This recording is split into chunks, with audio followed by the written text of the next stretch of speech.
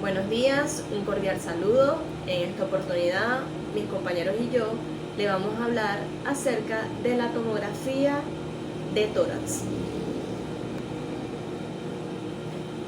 Para iniciar, hablemos de los principios básicos de la tomografía axial computarizada de tórax. Hablemos de qué es un TAC. Bueno, no es más que un examen médico de diagnóstico por imágenes, al igual que los rayos X tradicionales que producen imágenes o fotografía del interior del cuerpo, así como las imágenes transversales generadas durante una exploración por TAC se pueden reformatear en múltiples planos.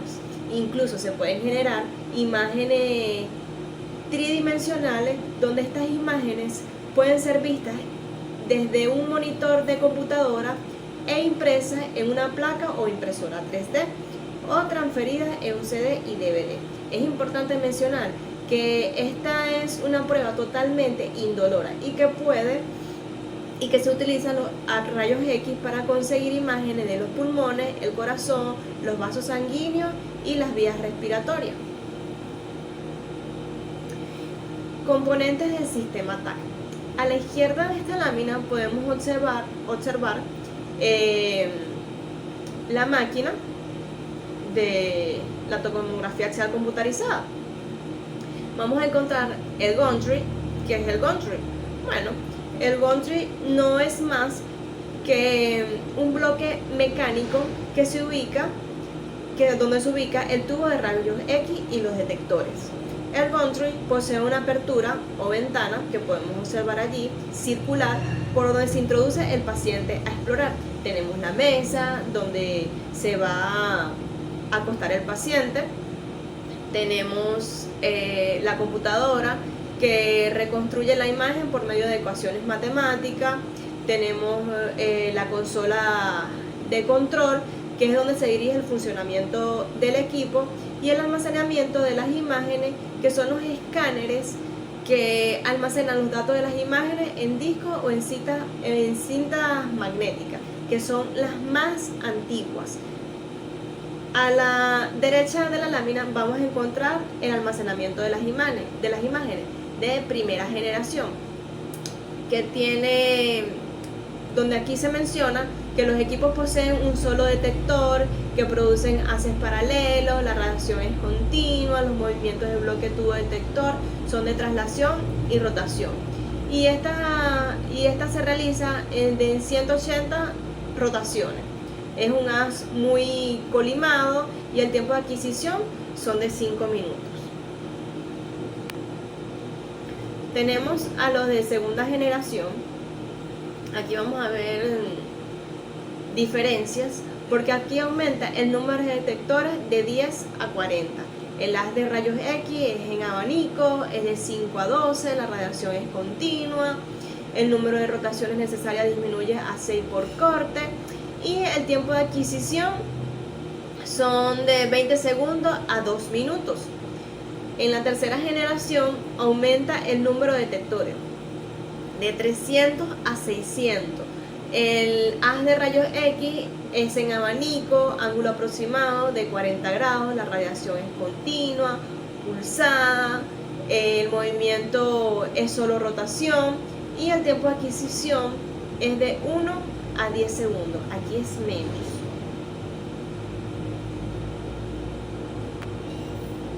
Tenemos aquí a los de cuarta generación. A los de cuarta generación, los detectores forman una corona estática por dentro de la cual rota el tubo de rayos X. El número de detectores es mucho más, es de 400 a 4000. El haz de rayos X es en abanico y un ángulo aproximado de 30 grados, solo movimientos de rotación, y el tiempo de adquisición es de 1 a 12 segundos. Y los de quinta generación, que están caracterizados por tener los avances más recientes, es uno de los diseños que consta de un escáner de rotación continua o helicoidal. Hablemos acerca de la terminología. ¿Qué es la densidad? Bueno, la densidad se refiere a qué tan blanca o qué tan negra, se observa una estructura de la imagen tomográfica de acuerdo a la constitución biológica. La escala de Hounsfield describe los diferentes niveles de radiodensidad de los tejidos humanos. El contraste es la diferencia de densidades.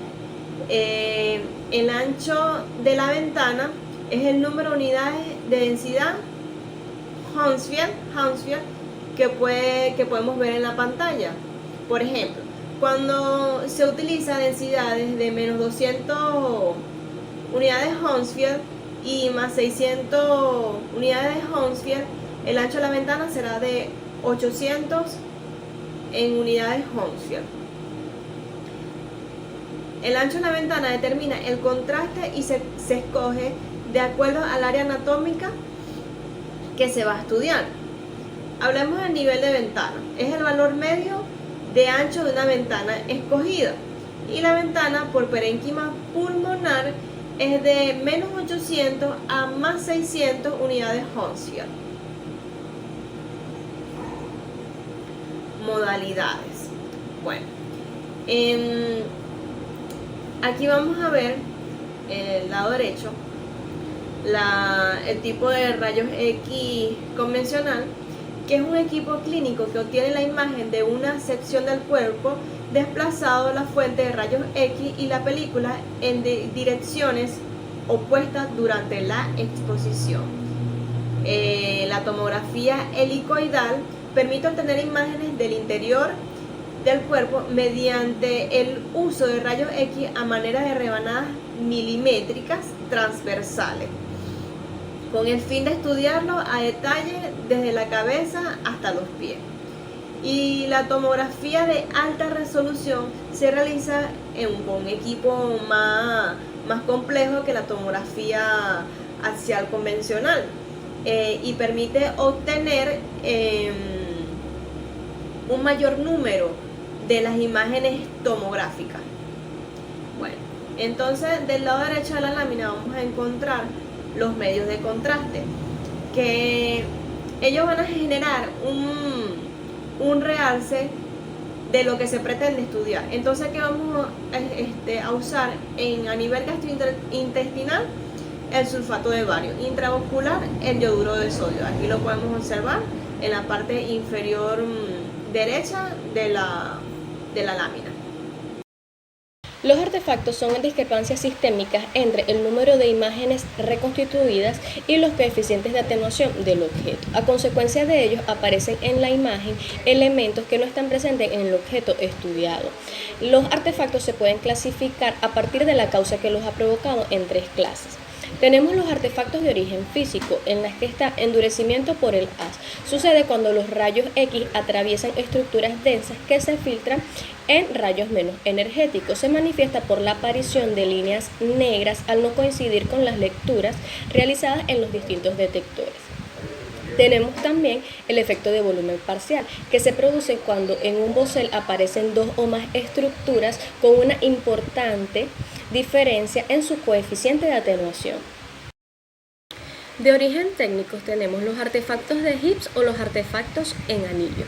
Se trata de varias líneas brillantes u oscuras paralelas en los bordes en una interfase entre 2 tejidos con una intensidad de señal muy distinta. Tenemos los artefactos en cebra, donde se observan tenues rayas escalonadas, reconstituidas, multiplanares y 3D, en el plano sagital o coronal. Esto se da a consecuencia de un excesivo grosor en el corte, provocando una inhomogeneidad a lo largo del eje Z. De origen cinético tenemos por movimiento del sistema y por movimiento del paciente. Para corregir este artefacto tendríamos que inmovilizar al paciente, reducir el tiempo de barrido y exposición y sincronizar el disparo con la sístole cardíaca. ¿De qué manera funciona el procedimiento? Con la exploración del TAC, numerosos haces de rayos X y un conjunto de detectores electrónicos de rayos X rotan alrededor del paciente, midiendo la cantidad de radiación que absorbe todo su cuerpo.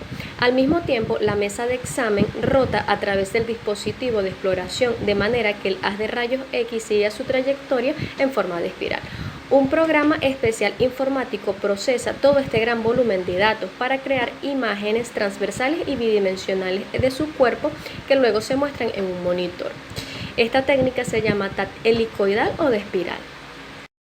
¿Para qué se utiliza el TAC? Para examinar anomalías encontradas en rayos X convencionales, para ayudar al diagnóstico de causas de signos y síntomas clínicos de enfermedades del tórax, para detectar y evaluar el alcance de los tumores y para evaluar lesiones en el tórax, como por ejemplo en el corazón, las costillas, los pulmones y la columna vertebral. Indicaciones: estudios de cáncer pulmonar, estudio de nódulos o masas pulmonares, patologías que comprometen la pleura y el parénquima pulmonar, patologías de la columna torácica, evolución del parénquima pulmonar, cáncer oculto e infecciones de origen desconocido. Riesgos y beneficios. Los riesgos es rápida, esto es muy importante en pacientes que le cuesta retener la respiración, es indolora, no invasiva, imágenes exactas y más detalladas. A diferencia de los rayos X convencionales, la exploración por TAC nos brinda imágenes más detalladas en tejidos, así como también de huesos, pulmones y vasos sanguíneos, diagnóstico amplio en problemas clínicos, guía de procedimientos invasivos y es menos sensible que la resonancia magnética. En el riesgo, leve posibilidad de cáncer. Siempre existe una posibilidad de cáncer debido a la exposición excesiva de la radiación. Sin embargo, el beneficio de un diagnóstico exacto es ampliamente mayor que el riesgo. En embarazadas está contraindicado, salvo que sea médicamente necesario. En las mujeres que están lactando se recomienda que ellas esperen al menos 24 horas después de haberle administrado la inyección intravenosa del contraste para volver a amamantar. En niños también está contraindicado solo en casos necesarios. Hay reacciones alérgicas al contraste y limitación en personas de talla grande mayor de 450 libras. El mediastino es el espacio entre los dos sacros pleurales. Comúnmente se considera que comprende un mediastino superior por encima del nivel del pericardio y un mediastino inferior que contiene tres componentes, denominado mediastino anterior, mediastino medio y mediastino posterior. El mediastino medio contiene el pericardio, el corazón y las partes adyacentes de los grandes vasos, junto con otros bronquios principales y otras formaciones de pedúnculos pulmonares. El mediastino anterior está localizado ventral al pericardio y dorsal al esternón. Su elemento principal es el timo, que ocupa también la parte ventral del mediastino superior. El mediastino posterior está situado por detrás del pericardio, que contienen, entre otras estructuras, el esófago, la aorta torácica, que ha descendido hacia el mediastino superior. El mediastino superior contiene el esófago, la tráquea y posteriormente el timo por delante y en el centro los grandes vasos relacionados con el corazón y con el pericardio. Para continuar con la exposición, hablemos sobre la tomografía axial computarizada normal. Las imágenes de tomografía axial computarizada permiten observar la anatomía torácica en cualquier plano y reconocer con facilidad cualquier estructura, por lo que debemos conocer la anatomía normal y sus variantes. Además, conocer la anatomía del lobulillo pulmonar secundario es esencial para comprender las alteraciones patológicas de las enfermedades pulmonares y para interpretar los hallazgos de la tomografía axial computarizada. El lobulillo pulmonar secundario es la unidad fundamental de la estructura pulmonar y se define como la parte más pequeña del pulmón, que está rodeada por septos de tejido conectivo y contienen un número variable de acinos. El acino es la porción de parénquima distal del bronquio terminal. El lobulillo secundario presenta una forma poliédrica y es de tamaño variable, midiendo de 1 a 2.5 centímetros de diámetro. La parte periférica del lobulillo la constituyen los septos interlobulillares que contienen las venas pulmonares y los vasos linfáticos y se continúan con el tejido intersticial a nivel pleural, alveolar y peribroncovascular. Las estructuras centrolobulillares son la arteriola y el bronquiolo terminal. En condiciones normales, los lobulillos no son visibles en una tomografía axial computarizada, pero es posible detectarlos cuando se producen engrosamientos de los septos interlobuliares y, dado que en esos espacios se encuentran las venas y los vasos linfáticos, son visibles, por ejemplo, en casos de dilatación venosa o afectación linfática. En esta diapositiva podemos observar unas imágenes de tomografía axial computarizada normal en sus diferentes cortes. Al igual que la diapositiva anterior, en esta también podemos observar otros cortes de una tomografía axial computarizada y aquí suma una leyenda de cuáles son estos órganos que vamos a poder observar en cada corte. Mi nombre es Cintia Díaz y con respecto a tumor de mediastino superior voy a estar hablándoles un poco acerca de lo que es un linfoma. Un linfoma es una proliferación maligna de linfocitos, generalmente dentro de los nódulos o ganglios linfáticos, pero que a veces puede afectar también a otros órganos como hígado o vaso. Tomamos como ejemplo el linfoma de Burkitt, que es una neoplasia maligna del sistema hematopoyético, que presenta un comportamiento biológico agresivo y la OMS la clasifica en el grupo de linfomas de células B maduras. Basado en diferentes características virológicas, el linfoma de Burkitt se divide en 3 variantes. Tenemos la endémica propia de África ecuatorial, que tiene una mayor incidencia entre niños de 4 a 7 años, y estrecha relación con virus de Epstein-Barr. Tenemos la esporádica, que es de distribución mundial, que afecta a adultos jóvenes con mayor frecuencia en sitios abdominales. Y por último tenemos la que es asociada a VIH. Presentamos un caso de un femenino de 14 años de edad que ingresa con gran tumor en mi abdomen inferior, acompañado de dolor en esta zona y la región lumbar, con pérdida de peso y anorexia, la cual su TAC arroja masa intraabdominal voluminosa y mesogastrio y en hipogastrio. Y en los días sucesivos se aprecia un rápido aumento de su tamaño. Con respecto al adenoma de glándulas paratiroides, tenemos que un adenoma es un tipo de tumor no cancerígeno o benigno que puede afectar a diversos órganos. Los adenomas paratiroideos se suelen descubrir cuando se aparecen a un nivel más alto de lo normal de calcio en los análisis de sangre rutinarios, donde particularmente el paciente no tiene ningún síntoma. El adenoma paratiroideo es un tumor no canceroso de las glándulas paratiroides que aumenta los niveles de paratormona.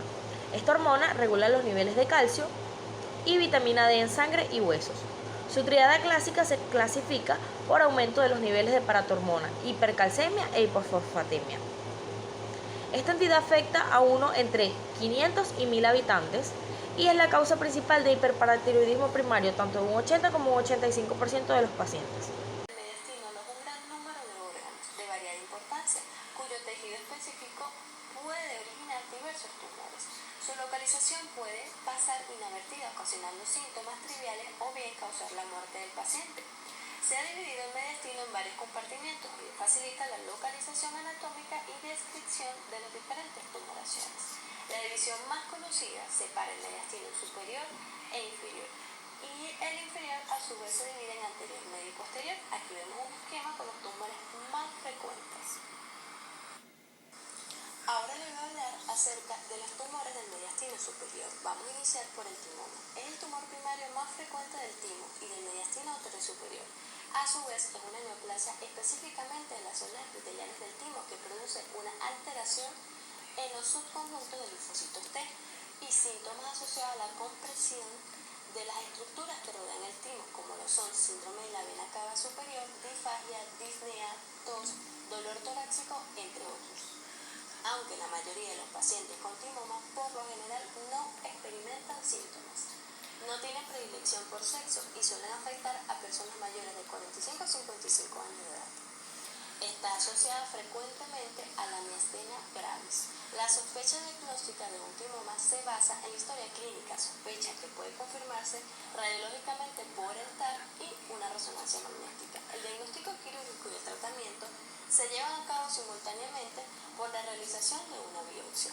El TAC es la técnica de imagen más empleada y de elección para la valoración de masas tímicas.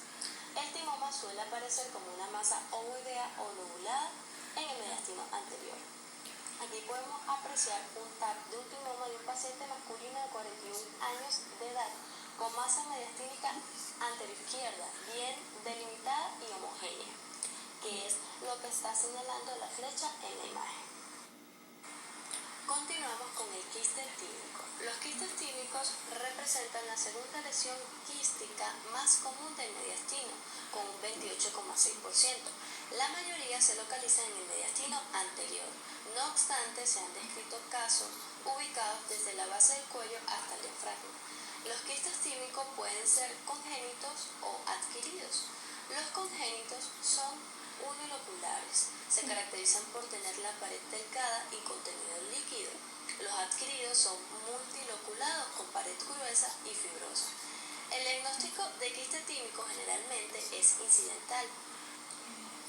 Un porcentaje significativo de pacientes son asintomáticos. Sin embargo, las lesiones de gran tamaño pueden comprimir las estructuras adyacentes con síntomas como dolor torácico, disnea, síndrome de vena cava superior y fiebre en caso de procesos inflamatorios subyacentes. El TAP y la resonancia magnética son los métodos de diagnóstico por imagen de elección. Los quistes tímicos congénitos se observan en TAP como masas con densidad de líquido y pared fina. Los quistes tímicos adquiridos tienen una pared gruesa y múltiples sectos de alta señal con medio de contraste. Aquí podemos observar un TAP de tórax de paciente femenina de 55 años de edad con medio de contraste en ventana para mediastino. Se observa una masa quística en el mediastino anterior, la cual no invade las estructuras adyacentes. Continuamos con teratoma. El teratoma es un tumor que deriva de las células germinales y está constituido por la diferenciación de diferentes tejidos derivados de una o de varias capas, endodermo, mesodermo o ectodermo. Los tumores de células germinales son usualmente encontrados en las gónadas y extragonadales. Se pueden localizar en sitios como el mediastino y en el área sacrococcígea. La tomografía torácica permite determinar si la neoplasia se localiza en mediastino anterior, medio o posterior. Estos estudios posibilitan ayudar en el diagnóstico diferencial con otras neoplasias mediastinales que se ubican en el mediastino anterior, como los linfomas, timomas, otros tumores de células germinales y tumores tiroideos intratorácicos. La tomografía computarizada del tórax muestra además masas generalmente bien limitadas, centrales, heterogéneas, con diferentes densidades, incluyendo líquido, grasa, otros tejidos blandos o calcificaciones. Esta variedad en las densidades permite sugerir el diagnóstico de teratoma. Tenemos el siguiente caso. Paciente de 57 años de edad, campesino, antecedente de salud, fumador, con un índice total de 22 paquetes al año, acudió a consulta por presentar tos seca de 3 meses de evolución esporádica al inicio para luego hacerse más frecuente en cualquier horario del día, sin otro síntoma acompañante. En el examen físico no se constató ningún dato positivo a resaltar. Se realizó radiografía de tórax donde se observó una masa en el mediastino anterior. Dentro del resto de los complementarios realizados, se destacó la tomografía computarizada de tórax, que mostró una lesión mediastinal anterior izquierda en íntima relación con los grandes vasos, sin infiltrarlos, con aspecto pseudocavitario, con densidad variable, densidades líquidas y de grasa, con calcificaciones periféricas. Los máximos diámetros en corte axial eran de 6,8 por 6,6 centímetros. Los linfomas mediastinales anteriores hacen parte de las neoplasias que comprometen al mediastino anterior, en la mayoría de los casos Hodgkin y B más frecuente. Los linfomas mediastinales anteriores es un linfoma difuso de células grandes tipo B. Acá tenemos un caso clínico de un niño de 11 años de edad que consulta por historia de disnea progresiva desde aproximadamente 3 semanas atrás, sin tos, fiebre ni otra sintomatología de importancia. En vista de los hallazgos, se continuó el estudio con una tomografía computarizada de tórax con contraste endovenoso.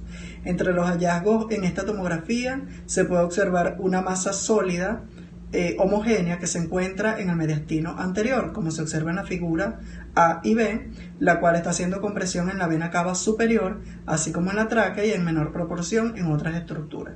Se puede observar también que no se observan calcificaciones, áreas quísticas, ni tejido adiposo en su interior. De acuerdo a la edad, cuadro clínico y hallazgos en esta tomografía, se puede plantear como diagnóstico un síndrome proliferativo linfoma de mediastino anterior. Adenoma paratiroideo es un tumor no canceroso de las glándulas paratiroides, el cual aumenta los niveles de paratormona. Esta hormona encargada de mantener los niveles regulares de calcio, fósforo y vitamina D en sangre y hueso. En las tomografías computarizadas podemos observarlo intratímico, como es en el caso de la tomografía que se encuentra del lado izquierdo. Esta imagen señalado con la flecha demuestra un adenoma paratiroideo inferior derecho localizado ventralmente en el mediastino anterosuperior. Podemos observarlos también detrás de los músculos infrayoideos o en el caso de la imagen que se encuentra del lado derecho en la figura B, que se puede observar localizado a más de 4 centímetros por debajo de la horquilla del esternón. En la imagen A señalado con la flecha muestra un adenoma paratiroideo de mediastino anterior. Acá tenemos un caso clínico el cual se trata de una paciente del sexo femenino de 55 años de edad con antecedente de hipertensión arterial de 5 años en tratamiento con IECA. Acudió a la valoración por cuadro de 1 año de evolución con fatiga generalizada, dificultad en la concentración y estreñimiento crónico. En el abordaje se detectó un perfil tiroideo normal y unos datos alterados de calcio, fósforo, así como también de paratormona. En la tomografía computarizada contrastada de cuello, A corte axial, B corte coronal, muestra una imagen hipodensa adyacente del lóbulo tiroideo derecho, correspondiendo a un adenoma paratiroideo. Es importante mencionar que la hipoatenuación central es una característica del adenoma paratiroideo en una tomografía computarizada. Vamos a continuar hablando sobre los tumores del mediastino medio, comenzando con el paraganglioma feocromocitoma, y vamos a diferenciar los términos feocromocitoma y paraganglioma. El feocromocitoma es un tumor productor de catecolaminas que procede de las células cromafines del sistema nervioso simpático. Los paragangliomas son tumores neuroendocrinos poco frecuentes que derivan de las células cromafines del sistema simpático extraadrenal. Aunque se puede utilizar el término feocromocitoma para definir tanto a los tumores derivados de la médula adrenal como a los derivados de los paraganglios, en la bibliografía se suele denominar como paraganglioma a los que son de localización extraadrenal y feocromocitoma los que se localizan en la médula adrenal, que representan un 80 a un 85%, mientras que los paragangliomas de localización extraadrenal representan un 15 a un 20%. Los paragangliomas mediastínicos son tumores infrecuentes que representan menos del 1% de los tumores mediastínicos y menos del 2% de todos los feocromocitomas. Aunque representan un diagnóstico muy infrecuente, se puede tratar de tumores funcionantes, localmente agresivos o con tendencia a la multicentricidad, razón por la cual es importante su diagnóstico y tratamiento precoz. Hasta el 50% de los pacientes están asintomáticos y el diagnóstico es incidental, pero cuando estos pacientes presentan síntomas, generalmente se debe a la hipersecreción de catecolaminas o a un efecto de masa. En la imagen de la diapositiva, las imágenes B y C, se evidencian imágenes de tomografía computarizada axial y coronal que muestran el tumor adyacente a la aorta y la arteria pulmonar. Algunos paragangliomas secretan catecolaminas, lo que provoca síntomas como hipertensión, taquicardia y cefalea. Además de los síntomas por exceso de catecolaminas, los pacientes también pueden presentar dolor torácico y síntomas constitucionales. Algunos pacientes también pueden presentar miocardiopatías. Cerca del 10% de los pacientes tienen múltiples paragangliomas. Esto es más frecuente observarlo en casos de historia familiar de la enfermedad y en síndromes de neoplasia endocrina múltiple. En aquellos pacientes a los que se le ha extirpado un feocromocitoma suprarrenal previamente y siguen manifestando síntomas, hay que buscar una lesión extra suprarrenal, prestando especial atención al mediastino.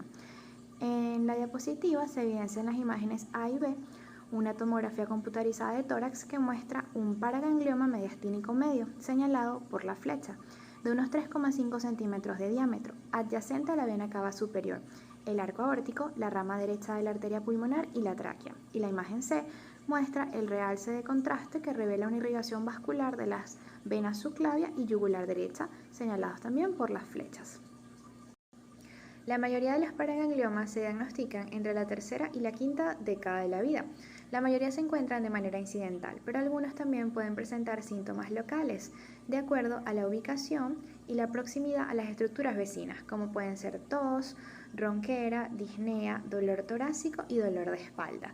Aunque más de la mitad de los tumores parecen malignos morfológicamente, solo del 20 al 40% desarrolla metástasis. La mayoría se comporta clínicamente como benigna, pero comparten similitudes histológicas con su contraparte maligna. La atipia nuclear y el pleomorfismo son rasgos de ambas variedades. El único sello de malignidad es la metástasis. Se presentan en ganglios linfáticos, hueso, hígado, pulmón y cerebro. Pueden estar acompañados de agresividad local. En la radiografía se evidencia la imagen de una tomografía computarizada de tórax que muestra una lesión redonda heterogénea que corresponde al paraganglioma, denotada por una estrella en el mediastino medio. La imagen es la piedra angular del diagnóstico ante la sospecha de paragangliomas endotorácicos. Ellos presentan características típicas en la tomografía computarizada. Presentan isodensidad o densidad ligeramente inferior y realce homogéneo e intenso, salvo áreas necróticas con escaso realce. La resección quirúrgica completa sigue siendo el estándar de atención debido al potencial maligno del tumor y la mala respuesta a la quimioterapia o a la radiación. En la imagen observamos una tomografía computarizada de tórax con contraste preoperatorio que muestra un tumor realzado en anillo que corresponde al paraganglioma en mediastino medio. En la diapositiva observamos varias imágenes. La imagen A corresponde a una tomografía computarizada de tórax que demuestra una masa mediastínica media que corresponde al paraganglioma denotada con una estrella. La imagen B es una reconstrucción de tomografía computarizada tridimensional de tórax con imágenes de volumen que demuestran la extensión de la masa por el área sombreada. La imagen C es una imagen intraoperatoria que muestra la ubicación de la cara anterior de la masa entre la vena cava superior y la aorta. Y la imagen D es una imagen macroscópica del paraganglioma después de la escisión. Macroscópicamente son tumores duros, de hasta 6 centímetros, de color rojizo bronceado. Están encapsulados, pero también pueden estar adheridos a los órganos vecinos. El amartoma ganglionar o enfermedad de Castleman es una hiperplasia ganglionar cuya localización más frecuente es en el mediastino, en un 70% aproximadamente, aunque también puede encontrarse en otras localizaciones como el cuello, la axila, el mesenterio y el retroperitoneo. Es una masa redondeada, sólida, de color gris, que puede alcanzar un tamaño de hasta 16 centímetros. Aparece en niños o adultos jóvenes sin predominancia por el sexo o la raza. En la diapositiva vemos una imagen correspondiente a tomografía computarizada que muestra una masa ovalada que corresponde al amartoma, señalada por una flecha en el mediastino. Su etiología es desconocida, pero se relaciona con una estimulación antigénica crónica causada por infecciones virales, que condicionaría la hiperplasia linfoide reactiva que caracteriza a el amartoma ganglionar, particularmente por el virus herpes humano tipo 8 y en menor medida con el virus de la inmunodeficiencia humana. La enfermedad de Castleman puede presentarse de forma local y unicéntrica, siendo esta benigna y con resolución tras resección quirúrgica de la masa linfática en un 80 a un 90%. O de forma extendida y multicéntrica con síntomas sistémicos y un curso clínico más agresivo en un 10 a un 20%. La localizada es la forma más común de la enfermedad, aproximadamente un 90%. Generalmente son de tipo histológico y alinovascular. Ahorita más adelante vamos a ver los tipos histológicos. Afecta a adultos jóvenes entre la tercera y cuarta década de la vida. Son asintomáticas y son curables tras la extirpación quirúrgica total de la masa y el pronóstico es excelente. La forma sistémica o multicéntrica es menos común, pero esta es más agresiva. Se presenta por lo general después de la quinta a sexta década de la vida. Se acompaña de manifestaciones sistémicas como fiebre, pérdida de peso, sudores nocturnos, edemas, alteraciones hematológicas como trombocitopenia, anemia, leucocitosis. En la diapositiva evidenciamos la imagen A, que corresponde a una tomografía computarizada de tórax sin contraste, que muestra una masa sólida que corresponde al amartoma ganglionar de 7,6 centímetros de diámetro máximo, con calcificación arborizante central en el mediastino medio. La imagen B es una tomografía computarizada de tórax con contraste a nivel de la arteria pulmonar derecha, que muestra un intenso realce de la masa que recubre la arteria pulmonar derecha. Entre los subtipos histológicos de la enfermedad de Castleman se encuentra el hialino vascular, que es el más frecuente, 91-96%, es benigno, habitualmente es asintomático y se presenta generalmente en casos localizados. El de las células plasmáticas, o también llamado plasmo celular, en un 10%, se presenta clínicamente de forma multicéntrica. Cumple con los criterios de malignidad. Generalmente está acompañado de síntomas sistémicos como compromiso del estado general y tiene un curso más agresivo. El patrón mixto corresponde a una mezcla de los anteriores. Los hallazgos en la tomografía computarizada revelan una masa homogénea que presenta realce temprano con contraste en la forma hialinovascular. El tratamiento debe ser quirúrgico de las masas linfáticas afectadas, lo que resulta curativo y raramente recidiva. En la diapositiva se evidencia una imagen de tomografía computarizada donde se observa una masa mediastínica que corresponde al amartoma ganglionar del lado derecho adyacente a la tráquea. Buenas, mi nombre es Johnny Fajardo y continuando con el seminario les hablaré un poco sobre los quistes pericárdicos. El quiste pericárdico refleja un defecto en la embriogénesis de la cavidad celómica. La pared de los quistes pericárdicos están compuestas por los tejidos conectivos y una capa simple de células mesoteliales. Aproximadamente el 90% de los quistes hacen contacto con el diafragma y un 65% ocurre en el ángulo cardiofrénico derecho y un 25% en el ángulo cardiofrénico izquierdo. En este sitio algunas veces se ve que se extienden hacia la cisura mayor, tomando una forma lenticular en las radiografías laterales de tórax. La mayoría de los pacientes están asintomáticos. Producen sintomatología si hay una considerable ocupación de espacio. En las radiografías simples del tórax, los quistes pericárdicos son lisos y nítidamente marginados. En la tomografía computarizada se ven nítidamente marginados y su atenuación es similar a la del agua. Sin embargo, ocasionalmente se ven quistes pericárdicos que tienen altos números en la tomografía computarizada. Cuando se presentan en el mediastino superior pueden verse relacionados con el receso pericárdico superior, y los quistes pericárdicos no siempre son redondeados y pueden tener diferentes formas cuando sus estudios son en diferentes momentos. En la resonancia magnética, los quistes pericárdicos contienen un líquido ceroso que se ve menos intenso que el músculo.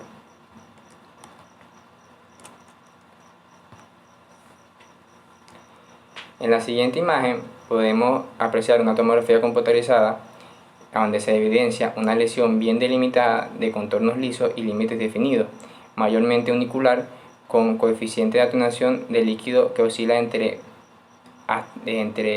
unas 20 unidades Hounsfield. Cerca del 90% de los casos están en contacto con el pericardio, sin embargo pueden estar aislados de este. Continuando con los quistes pleuropericárdicos, estos son el resultado de una falla de difusión de las lagunas mesenquimiales que forman el saco pericárdico. Ocurren en una tasa de 1 por cada 100.000, estos son muy raros. El 75% no tienen síntomas asociados y por lo general se encuentran de manera incidental durante una radiografía de tórax o una ecocardiografía de rutina. Los quistes pleuropericárdicos se localizan comúnmente en los ángulos cardiofrénicos derechos entre un 51 al 70% y en el izquierdo de un 28-38%. Sin embargo, un pequeño porcentaje se localiza en el mediastino superior o en el borde cardíaco. El 75-80% de los quistes pleuropericárdicos suelen ser asintomáticos y por lo general se encuentra una forma incidental en las radiografías de tórax. Se han descrito episodios de dolor torácico, taquicardia, arritmias cardíacas e infección del tracto respiratorio inferior. Los síntomas que pueden deberse a una presión del quiste sobre órganos adyacentes. La mayoría de los quistes pleuropericárdicos se resuelven espontáneamente. En la tomografía computarizada con contraste es la modalidad de elección para el diagnóstico y el seguimiento. Sin embargo, no se ha realizado estudios que confirmen una superioridad de la tomografía computarizada sobre la resonancia magnética, la ecocardiografía, en el diagnóstico y el seguimiento de esta patología. En la tomografía computarizada, los quistes pleuropericárdicos aparecen como masas homogéneas ovaladas con paredes delgadas bien definidas. No mejoran con el contraste intravenoso. En las siguientes imágenes podemos apreciar en la imagen A un corte coronal que muestra un quiste pleuropericárdico en la base del hemitórax derecho. En la imagen B vemos un corte coronal con la vista anteromedial y el quiste está lleno de tejido graso y unas estructuras lineales densas, lo que sugiere una torsión. Y en la imagen C el corte es un corte sagital que evidencia el sitio de torsión señalado por la flecha. El último de los quistes que vamos a ver, que es el quiste enterogénico. Estas son malformaciones producidas durante el periodo de diferenciación y desarrollo embriológico de dicho intestino primitivo, ya que los tubos respiratorios y digestivos tienen un origen común en este intestino, por lo que los quistes derivados de ambos serán broncogénicos y entéricos, y los duplicados se denominan conjuntamente quistos enterogénicos. Son anomalías congénitas muy raras que se encuentran usualmente en niños y raramente en adultos. El 60% se diagnostica en pacientes menores de 1 año y los síntomas respiratorios son la forma de presentación más frecuente en los adultos, donde la incidencia es menor. La clínica más común es la disfagia y el dolor. Se comportan habitualmente como masas intramolares oblongas que miden entre 5 y 10 centímetros de tamaño. Estarán cubiertas por fibras musculares diseccionadas sin adherencias firmes al músculo o la mucosa. La localización más frecuente es en el mediastino posterior y en el mediastino medio. El tratamiento de lesión es la exéresis radical de la lesión. Dado lo poco frecuente de esta entidad en el paciente adulto y que existe poca bibliografía actualizada que haga reportes sobre los quistes enterogénicos, cuando hay un hallazgo del mismo se debe reportar el caso. En la tomografía computarizada de tórax, que es esta imagen, se evidencia en el mediastino posterior, por debajo de la carina paraesofágica y paravertebral derecha, una masa isohipodensa con densidades entre 15 a 52 unidades Hochschild, donde hay un predominante líquido de contornos bien delimitados, redondeados. A la administración del contraste no se evidencian otras alteraciones. El quiste broncogénico es una malformación congénita poco frecuente. Proviene del brote ventral anormal del árbol traqueobronquial, al separarse del intestino primitivo anterior. Se clasifican en paratraqueales de la carina y iliares, aunque pueden ocupar otros sitios del tórax. Mayor frecuencia en niños y jóvenes. En su estructura suelen ser redondeados ovalados, casi siempre únicos y unilobulados. El contenido es variable, líquido viscoso claro, si presenta una hemorragia intraquística rojo, purulento, una infección. En la histología, pared delgada tapizada de epitelio cilíndrico ciliado. En la clínica asintomático es un hallazgo incidental por imagen. En los niños pueden dar colapsos pulmonares, atelectasias. Las molestias más comunes son dolor torácico, tos seca sin expectoración. En el diagnóstico, radiografía de tórax posterior, anterior y lateral, se evidencia una masa en mediastino medio posterior, típicamente subcarinal, radiopaca y esférica. En la TAC, un quiste esférico unilocular de pared delgada, el contenido no realza con el contraste. Las complicaciones relacionadas con la pleura, neumotórax, hemoneumotórax o pioneumotórax. El tratamiento a través de extirpación quirúrgica, biotoracoscopia, toracotomía si hay aumento de tamaño y adherencias. En la figura número 1 se evidencia un tumor con densidad líquida, forma redondeada, ejerce efecto de compresión con la vena cava superior. En la figura número 2 se evidencia el quiste posterior al corazón, desplazando el bronquio izquierdo hacia adelante. En la figura número 3, en la cavidad posterior, colapsando parcialmente los vasos pulmonares.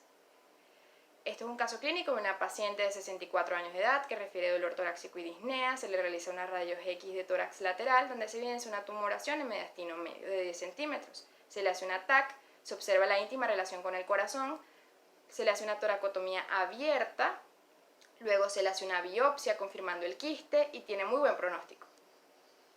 El quiste neuroentérico, al igual que el anterior, es una anomalía congénita e infrecuente, derivada del intestino primitivo anterior, generalmente benigna del sistema nervioso central. Tiene presentaciones espinales, intracraneales, torácicas, entre otras. El 85% son intradurales extramedulares. Presentan densidad según su contenido y pueden realzarse a través del contraste. La nomenclatura histológica es variada. Quistes entéricos de duplicación intestinal si no presentan comunicación con el canal medular o neuroentérico si ésta existe. Sin embargo, pueden observarse tejidos gliales ectópicos. Se manifiesta habitualmente en la infancia. La clínica en algunos pacientes son asintomáticos. Los síntomas más comunes son dolor radicular por la compresión con el nervio, paraparesias, debilidad muscular en miembros superiores e inferiores, parestesias, sensaciones de hormigueo y trastornos de la marcha. En los niños pueden evidenciarse estigmas cutáneos y anomalías óseas, y en los adultos mielopatías. Las complicaciones dependen de la sintomatología, puede ocasionar hemorragias digestivas por la presencia de tejido heterotópico. No existe diagnóstico ni tratamiento de consenso.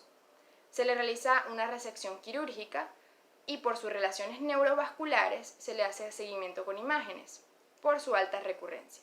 En la figura se ve una resonancia magnética con lesión quística bilobulada, sin comunicación medular. El sarcoma. Síntomas. Aproximadamente la mitad de los sarcomas de tejidos blandos comienzan en un brazo o una pierna. Cuando los sarcomas crecen en la parte posterior del abdomen, que es el retroperitoneo, los síntomas a menudo surgen de otros problemas ocasionados por el tumor. Por ejemplo, pueden causar una obstrucción o sangrado del estómago o los intestinos. Entonces, una nueva protuberancia es una masa o una protuberancia que está creciendo en cualquier parte del cuerpo.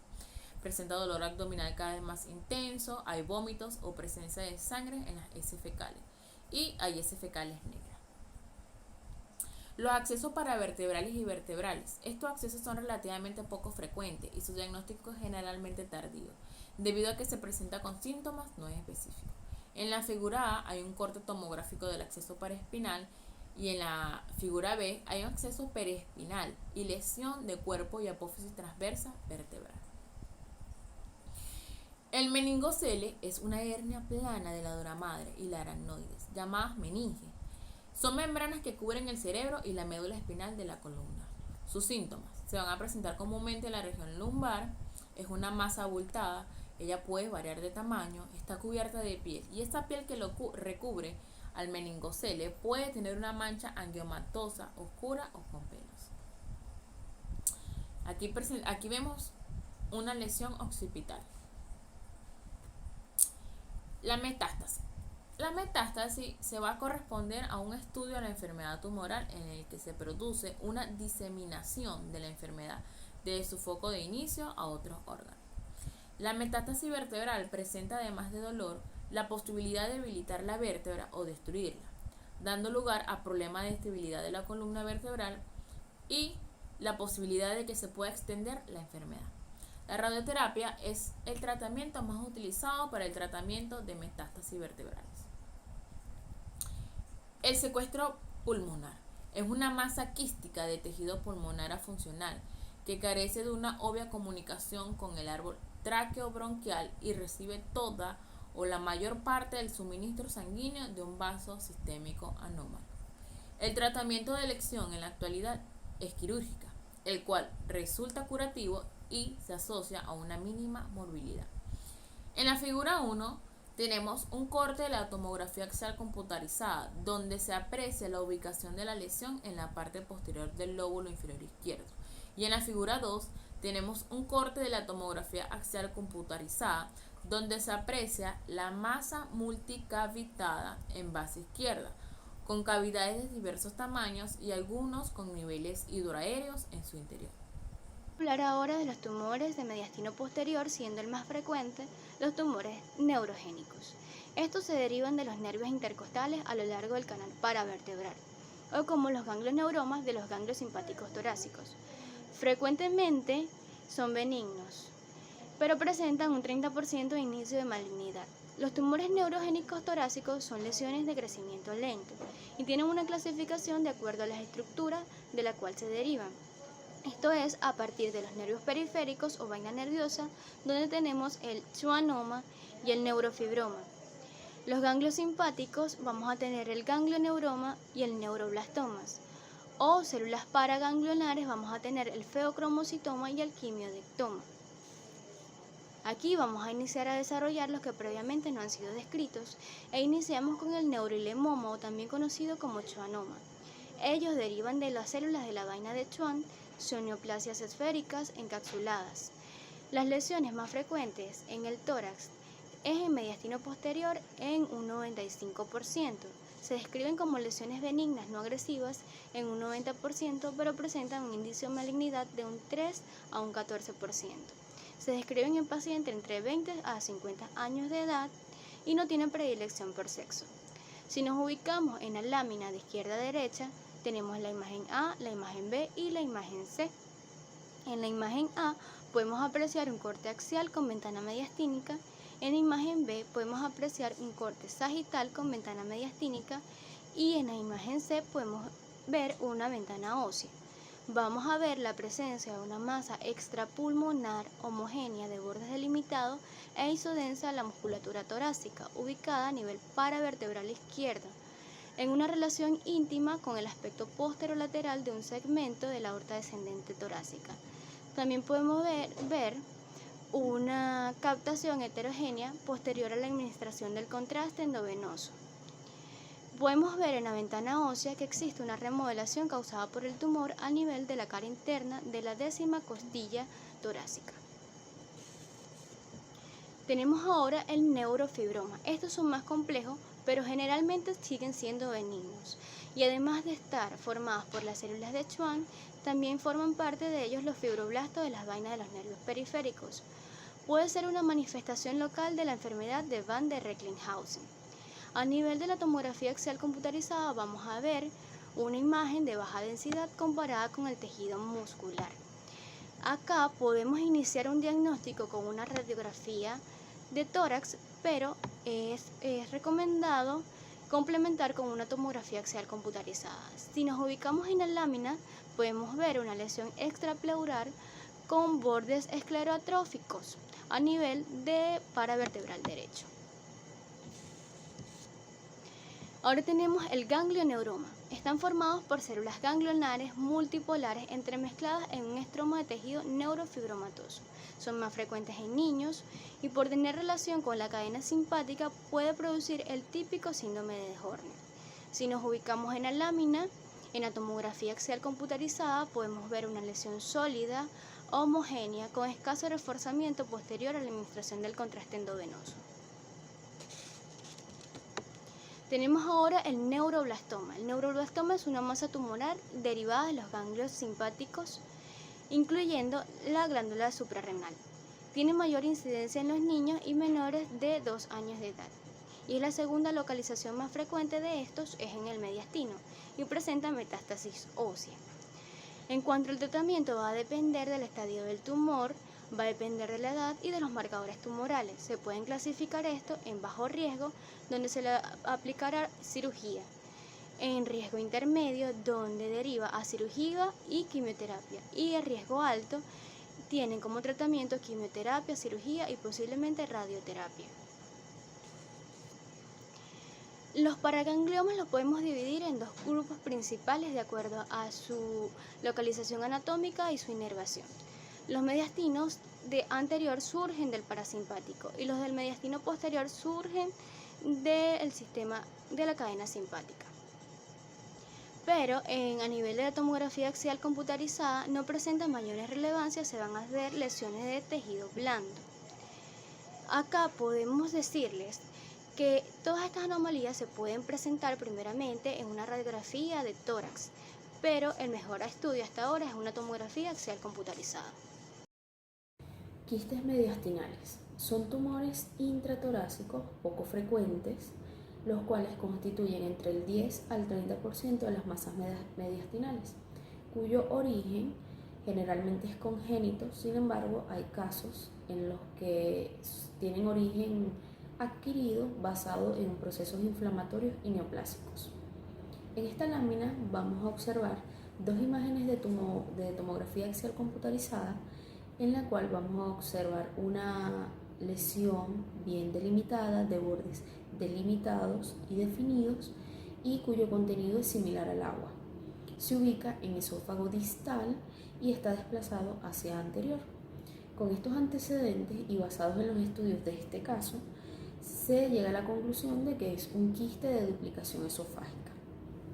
Si podemos observar en la imagen del lado izquierdo, vemos un TAC con contraste endovenoso que destaca la ausencia del realce de una lesión tras la administración de contraste. En la imagen de la derecha podemos observar sin contraste y que se evidencia una lesión redondeada paraesofágica de contornos regulares y densidad similar al agua. Para este tema he tomado un caso clínico que fue publicado en una revista chilena de Santiago de Chile en el 2005 y posteriormente fue publicada en la revista Cielo. Es quiste mediastinal, una colección líquida paracardíaca, no siempre es pericárdica. El caso clínico se basa en un paciente femenino de 58 años de edad, fumadora de 20 cigarrillos diarios, sin otros antecedentes a destacar. Concurre con una revisión médica de rutina, sin síntomas relevantes en el área cardiovascular y con un examen físico normal. Como parte de su evaluación, se realiza una radiografía de tórax de frente, o sea, anteroposterior, en la que se observa un masivo aumento de la silueta cardíaca con densidad heterogénea a expensas de un borde izquierdo convexo que alcanza la región axilar y se aproxima al ángulo costofrénico izquierdo. Los campos pulmonares son normales y las marcas vasculares también son normales. Al realizar la tomografía axial computarizada, en estas imágenes que observamos en esta lámina, podemos observar un tórax que mostró una voluminosa imagen quística de mediastino anterior, paracardíaca izquierda con densidad similar a un líquido en su interior, que se extendía desde el plano superior al callado aórtico hasta la proximidad del ángulo costofrénico izquierdo. Su diámetro longitudinal es de 167 milímetros, transversal de 67 milímetros y anteroposterior de 93 milímetros. No había áreas de realce patológico con el contraste y no había adenomegalias iliares ni mediastinales, no se observaba derrame pleural ni pericárdico. Se interpretó que podía corresponder a un quiste pericárdico. Hernia hiatal. La hernia hiatal es la protrusión de parte del estómago a través del hiato diafragmático.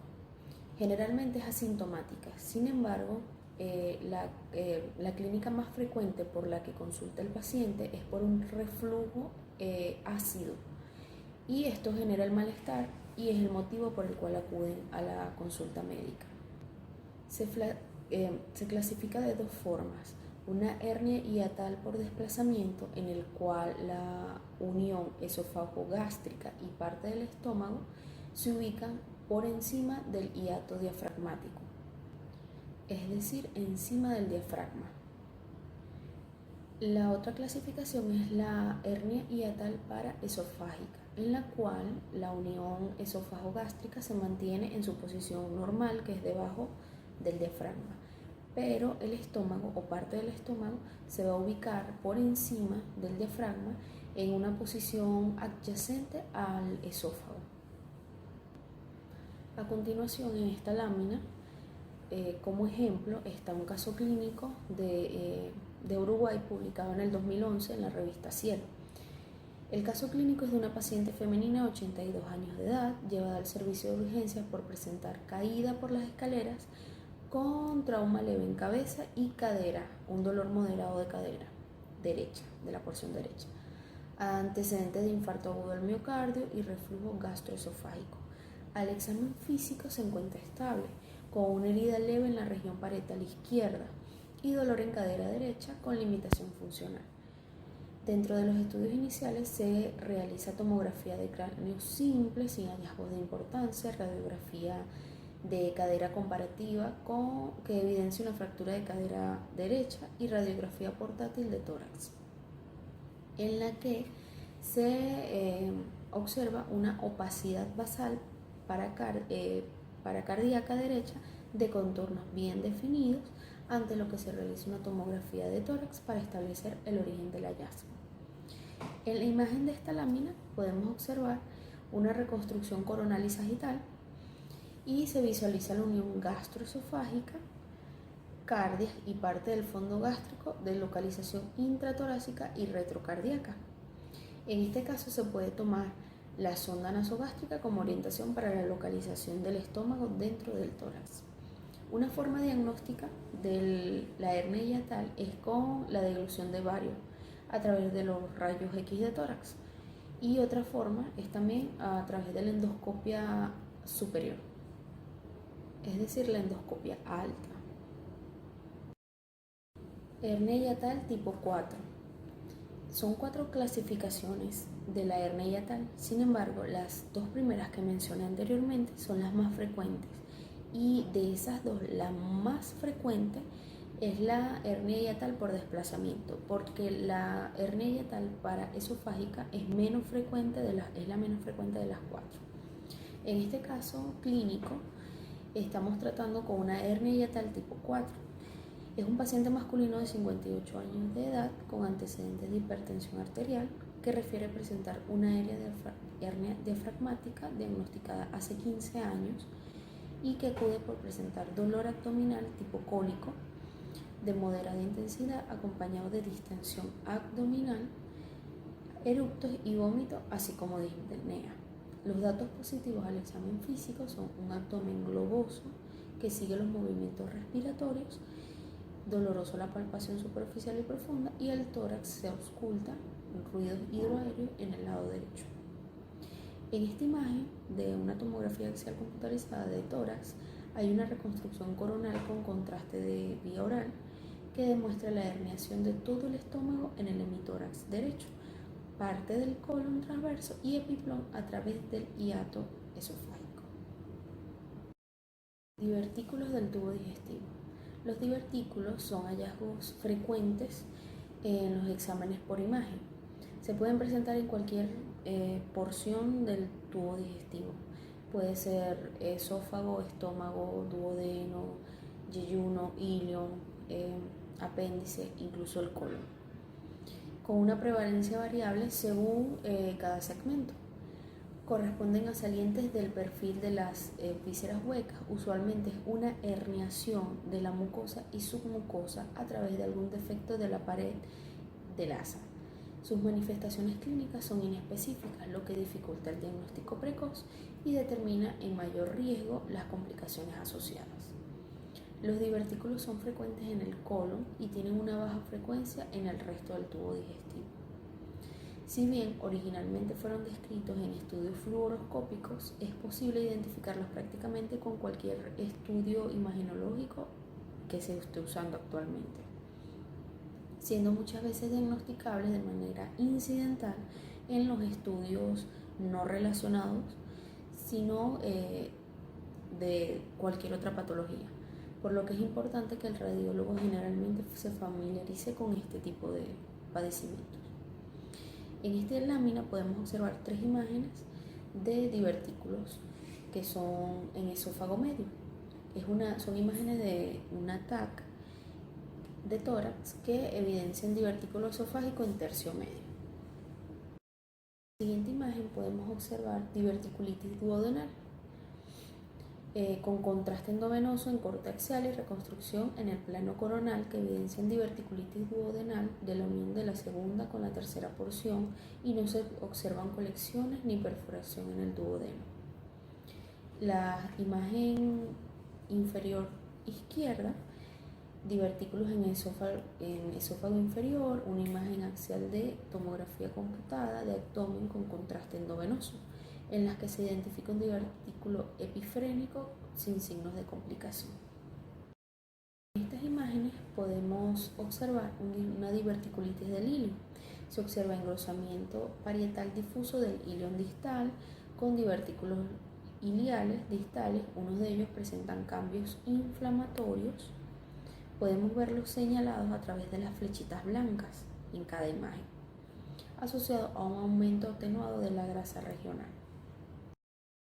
Continuamos con sarcoma de mediastino. El sarcoma es un raro tumor que representa menos del 10% de los tumores del mediastino y alrededor del 1 al 2% de todas las neoplasias malignas en general. Afectan al tórax y obedecen principalmente a metástasis pulmonares de sarcomas originados en extremidades, generalmente las extremidades inferiores. sarcomas de retroperitoneo, sarcomas de cabeza y cuello y en menor medida sarcomas primarios de tórax. Este último grupo de sarcomas debe considerarse como una entidad diferente y requiere clasificarse en 3 grupos. Aquellos sarcomas primarios del tórax originados en la pared torácica, músculos de la pared costal, arcos costales, entre otros. Sarcomas intratorácicos primarios de pulmón, pleura y sarcomas de origen en el mediastino. A continuación, tenemos un caso clínico de un paciente masculino de 56 años de edad diagnosticado con neurofibromatosis. Este diagnóstico fue realizado durante su adolescencia con algunos neurofibromas, ninguno mayor a 6 centímetros o que haya requerido resección quirúrgica previa. El único síntoma referido por el paciente era parestesias de 2 años de evolución en la zona correspondiente a dermatomas de T6 a T7 de creciente intensidad. Si podemos observar en la imagen superior derecha del paciente, se pueden observar lesiones de color café claro, que son algunos neurofibromas de pequeño tamaño. Lo observamos señaladas con las flechitas azules. Una tomografía axial computarizada simple de tórax, donde vemos lesión en pared torácica posterior derecha, desplazamiento pulmonar, invasor de pleura parietal originado de la raíz nerviosa correspondiente al foramen transverso derecho de T6. La biopsia guiada por tomografía reportó un tumor maligno de la vaina del nervio periférico. El paciente fue llevado a toracotomía posterolateral derecha con recesión local amplia, con fresado del foramen transverso y microcolgajo muscular sobre la vértebra T6 para prevención de la fístula de líquido cefalorraquídeo. Y el diagnóstico es neurofibromatosis y tumor de la vaina del nervio periférico de mediastino posterior.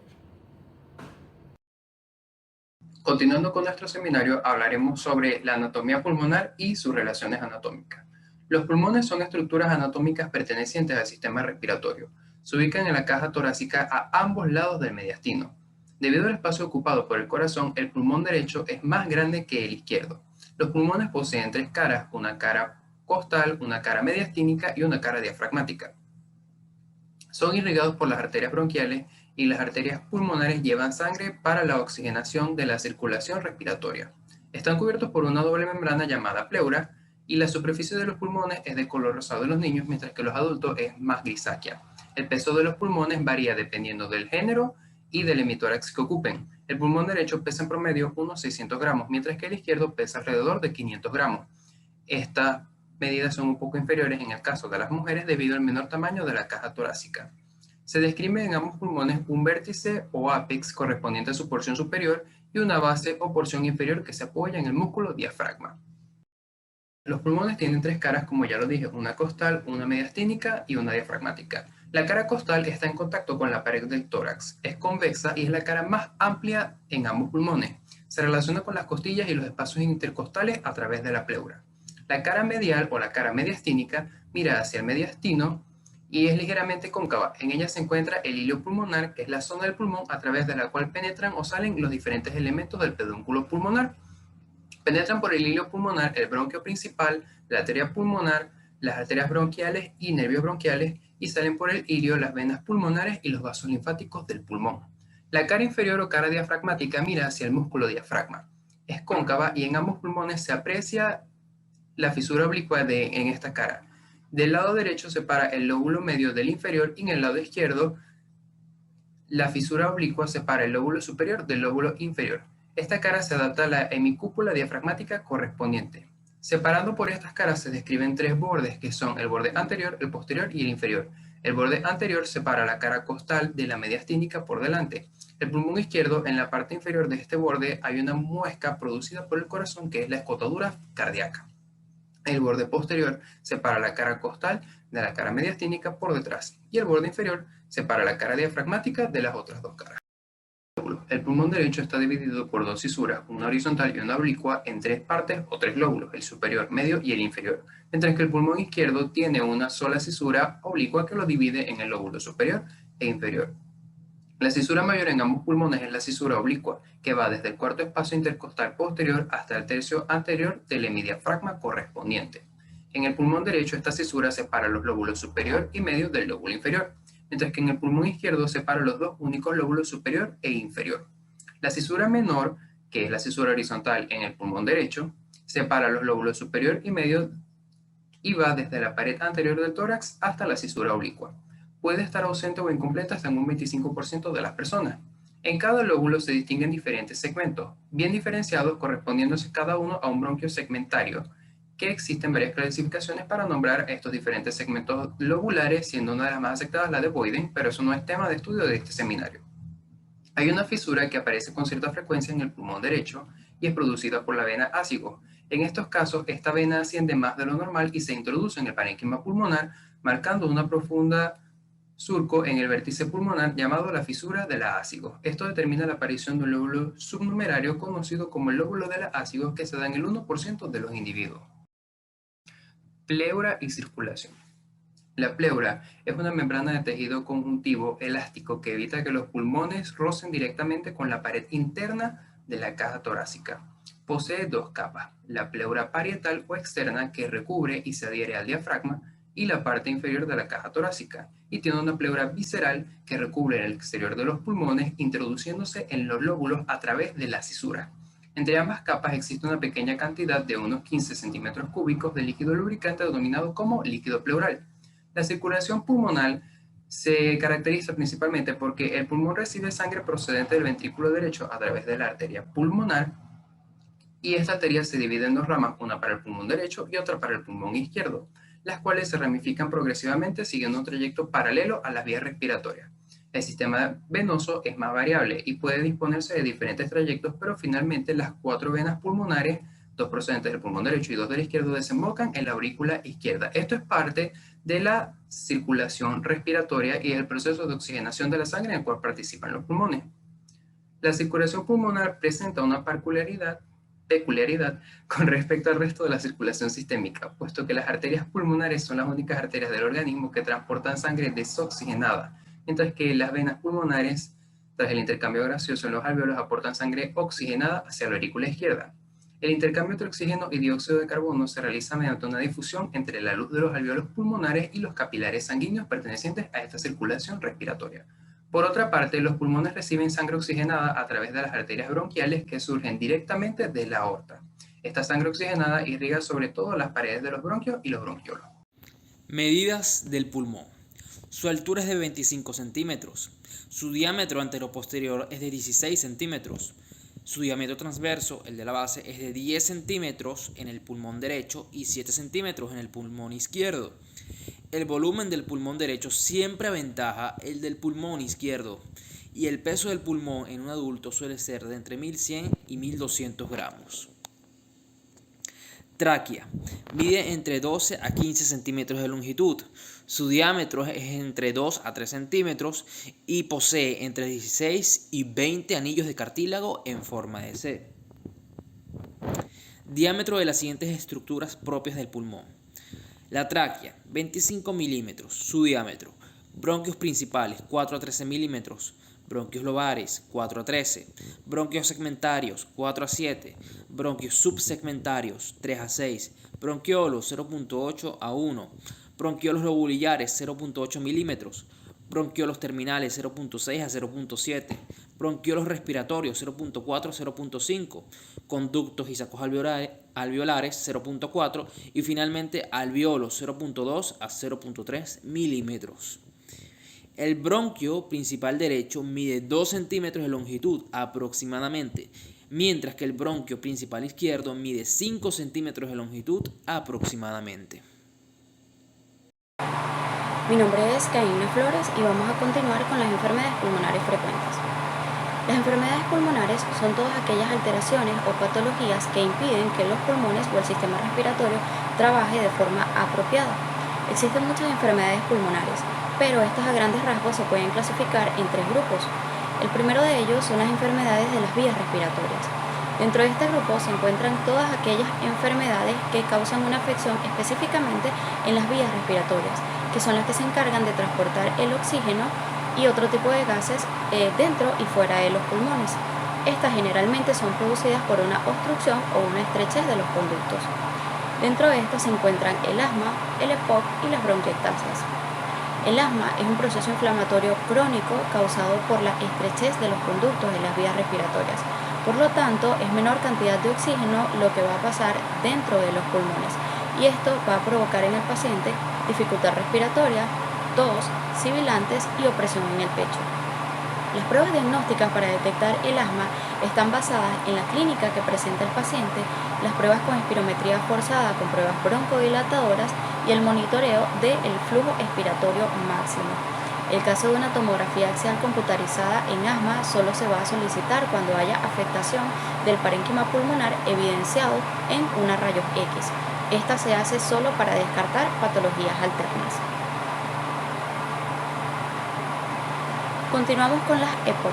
Las EPOC son las enfermedades pulmonares obstructivas crónicas. Estas son enfermedades con procesos inflamatorios crónicos causados por una obstrucción del paso de aire a través de las vías respiratorias. Estas generalmente son ocasionadas por la exposición a largo plazo de agentes irritantes, de gases, pero más frecuentemente por la exposición a largo plazo del humo del cigarrillo. Existen muchas enfermedades pulmonares obstructivas crónicas, pero las más frecuentes que terminan en una EPOC son el enfisema y la bronquitis. La bronquitis es la inflamación del revestimiento de los bronquios, que son los que se encargan de transportar el oxígeno hasta los alvéolos, mientras que el enfisema es la destrucción de los bronquiolos, esta mayormente generada o causada por la exposición a largo plazo del humo del cigarrillo. Las pruebas diagnósticas para detectar una EPOC, en primer lugar, son las tomografías axial computarizadas, porque son las pruebas que tienen mayor sensibilidad y mayor especificidad. En el caso del enfisema, la tomografía axial computarizada no solamente nos va a ayudar a detectar la enfermedad, sino que también nos permite evaluar su extensión y la distribución de la patología. En la imagen de la izquierda, en el caso del enfisema, por una TAC, vamos a observar en el área que están marcadas con asterisco, vamos a observar unas zonas o áreas de hiperclaridad pulmonar, que es patológico, mientras que las zonas que están englobadas en el círculo, vamos a evaluar los finos focos de hiperclaridad pulmonar.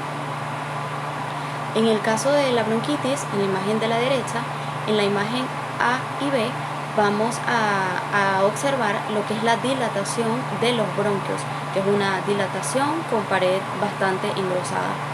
Mientras que en la imagen C y D, en las zonas que están englobadas en círculo, aquí se va a determinar una exacerbación de la bronquitis, en donde vamos a ver un contenido endoluminal por la acumulación de las secreciones. Por último, tenemos la bronquiectasia. La bronquiectasia es una dilatación irreversible, patológica, de las vías respiratorias.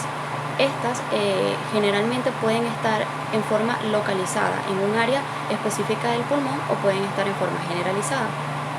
Estas son como consecuencia de una patología previa, como una neumonía o una tuberculosis, o pueden estar relacionadas con una enfermedad pulmonar obstructiva crónica o el asma.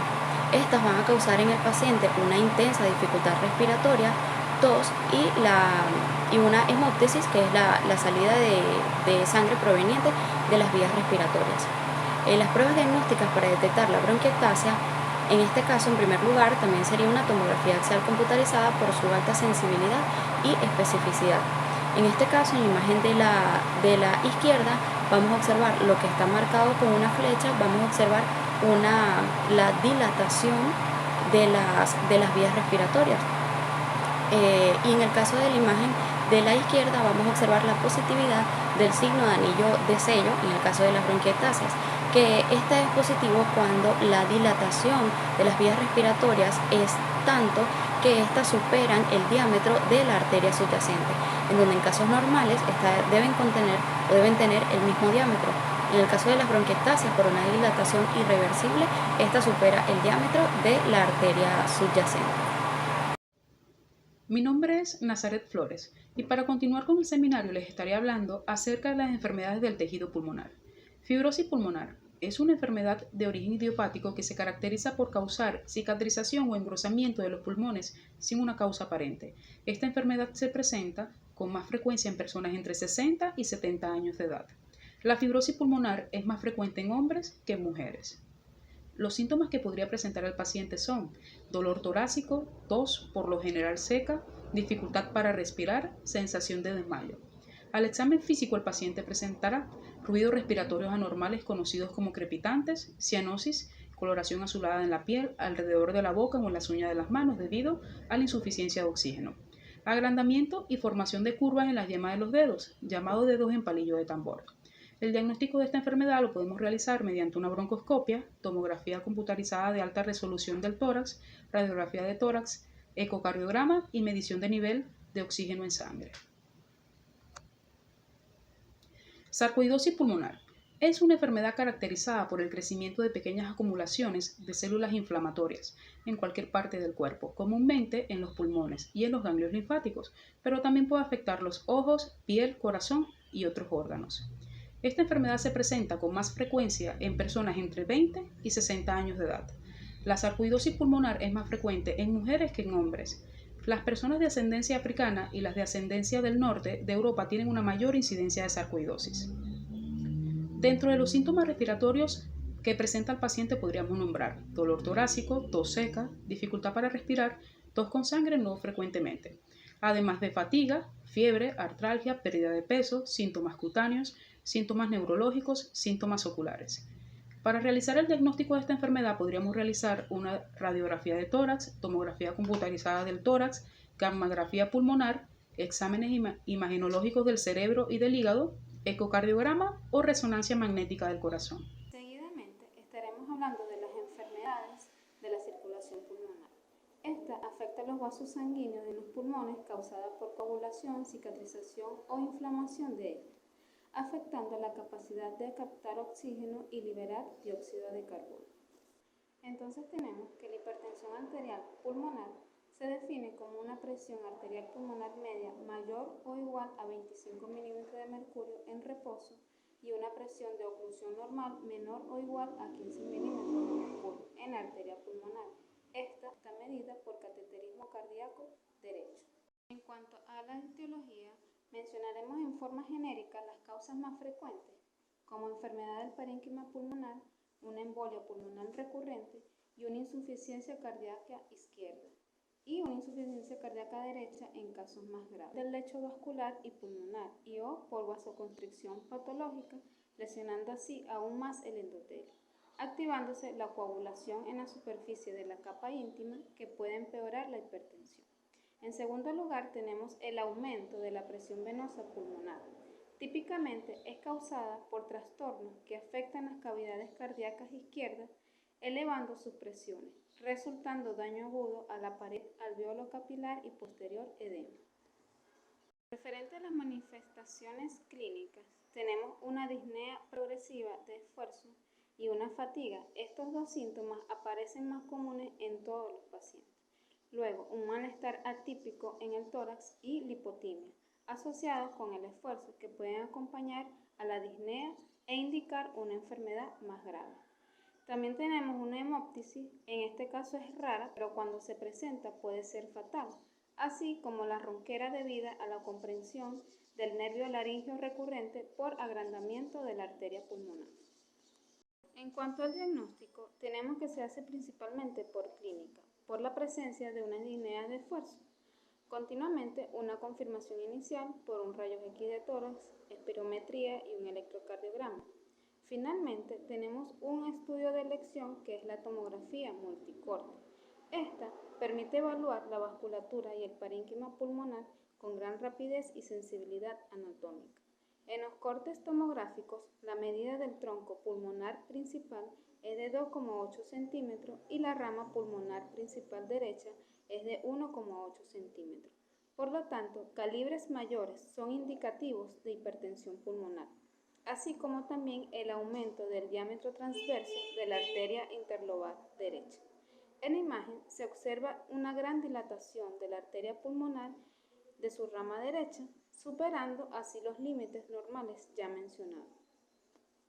Finalmente, tenemos como tratamiento los vasodilatadores pulmonares como el óxido nítrico y diuréticos, usados en este caso.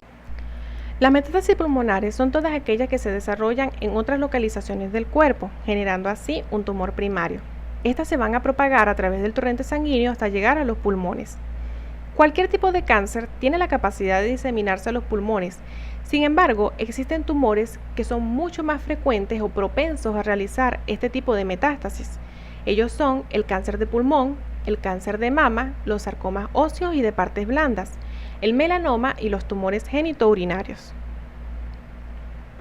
En la fisiopatología de las metástasis pulmonares vamos a observar que éstas se diseminan por 4 vías. Tenemos primero la vía hematógena, que se da a través de las arterias pulmonares, bronquiales y torácicas. Tenemos luego la vía linfática, que se da a través del espacio pleural. La tercera vía va a ser las vías respiratorias y la última por invasión directa hacia el pulmón. Las metástasis pulmonares pueden ser de 2 tipos, típicas y atípicas. Las metástasis pulmonares típicas ocurren generalmente por 2 vías de diseminación, la vía hematógena y la vía linfática.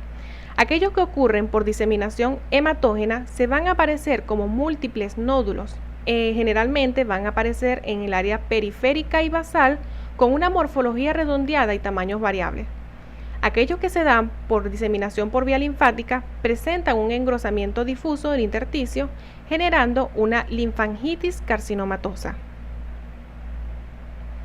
Las metástasis pulmonares atípicas incluyen una masa solitaria con consolidación del espacio aéreo.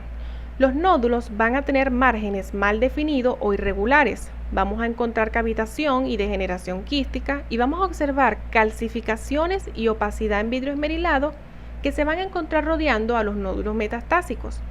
Esto va a generar una microangiopatía trombótica y nódulos endobronquiales. Otras manifestaciones a considerar incluyen las metástasis a ganglios linfáticos torácicos de manera aislada, metástasis a la pleura, procesos benignos que hacen metástasis en el pulmón, y el aspecto atípico que podemos observar luego de un tratamiento quimioterapéutico y con nuevas dianas terapéuticas. En la clínica vamos a observar que la mayoría de las metástasis suelen ser de manera bilateral, encontrándose en las áreas periféricas, subpleurales y de predominio basal en el pulmón, no causando síntomas hasta que la enfermedad está muy avanzada y descubriéndose frecuentemente en el seguimiento de pacientes asintomáticos. Los síntomas más frecuentes que vamos a observar van a ser 4: la tos, la hemoptisis, la disnea y el dolor torácico.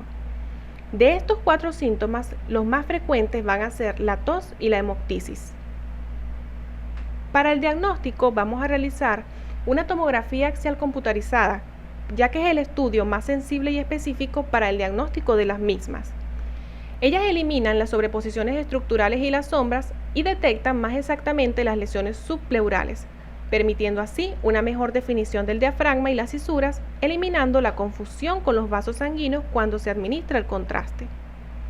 Recientemente se está introduciendo cada vez con más fuerza la tomografía con emisión de positrones para distinguir un tejido normal de un tejido tumoral. Aquí tenemos una clasificación histológica tradicional del cáncer pulmonar. Se divide en cáncer de células no pequeñas y cáncer de células pequeñas. El cáncer de células no pequeñas se va a clasificar en 3 subtipos: adenocarcinoma, carcinoma de células escamosas y carcinoma de células grandes. El carcinoma de células escamosas tiene 4 tipos: lesiones preinvasivas, adenocarcinoma mínimamente invasivo, adenocarcinoma predominantemente lipídico y adenocarcinoma invasivo. En las lesiones preinvasivas vamos a encontrar 2 subtipos, que son la hiperplasia adenomatosa típica y el adenocarcinoma in situ. El adenocarcinoma es uno de los cánceres más comunes. Se encuentra aproximadamente en el 35% de los casos.